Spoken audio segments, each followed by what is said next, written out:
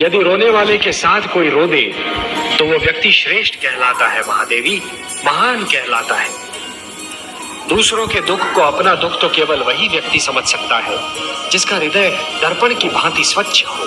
ये मैं बार बार यही कहता हूं कि कभी किसी को किसी का बुरा नहीं सोचना चाहिए, क्योंकि जो भी व्यक्ति किसी और का बुरा सोचता है अंत में उसका भी बुरा हो ही जाता है। जो भी व्यक्ति ये समझते हैं कि ये तंत्र मंत्र, ये सर्वनाश और अंधकार की शक्तियां केवल किसी और को ही क्षति पहुंचा सकती हैं, तो वो उनका भ्रम है। सत्य तो ये है महादेवी कि जो ईश्वर के सच्चे भक्त होते हैं, जो स्वयं ईश्वर पर संपूर्ण विश्वास करते हैं, ये तंत्र मंत्र की शक्तियां उनका बाल भी नहीं बांका कर सकती।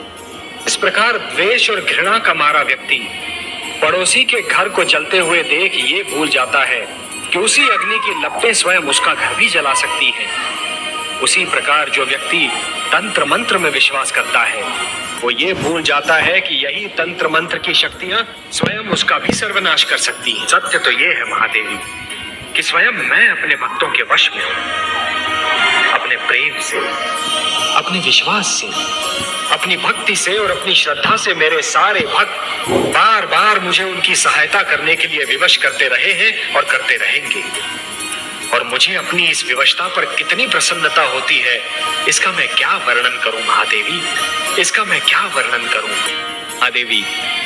कि जिस प्रकार जब एक पुरुष भटक जाता है तो केवल एक ही व्यक्ति भटकता है, परंतु जब एक नारी के पैर डगमगाने लगते हैं तो समस्त परिवार डगमगा जाता है। उसी प्रकार जब एक शिष्य भटकता है तो केवल एक ही छात्र भटक जाता है, परंतु जब एक गुरु भटक जाता है महादेवी तो समस्त छात्र समाज भटक जाता है। महादेवी, जो मृत्यु से डरते हैं वो जीवन जीने के लिए सिद्धांतहीन समझौते करने लगते हैं, और ऐसा सिद्धांतहीन जीवन मृत्यु से भी बुरा होता है महादेवी।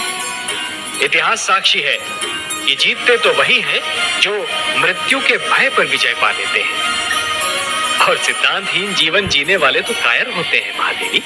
आपने सत्य कहा कमल नयन, मृत्यु से क्या भयभीत होना, वो तो एक दिन आकर ही रहेगी। किंतु मृत्यु के भय से जीवन का सुख चैन खोना मूर्खता है। जिस प्रकार अग्नि सूखी लकड़ी को सरलता से जला देती है, उसी प्रकार क्रोध सुंदर भावनाओं को सहजता से भस्म कर देता है। वो मेरे विरोधी है, इसलिए मेरा विरोध करने की धुन में वो विवेक तो क्या स्वयं को भी भूल गए हैं। मेरा विरोध करने की भावना उनकी विद्वत्ता पर भारी पड़ चुकी है महादेवी, और अब दैत्य गुरु शुक्राचार्य कोई भी सीमा पार कर सकते हैं। आश्चर्य है।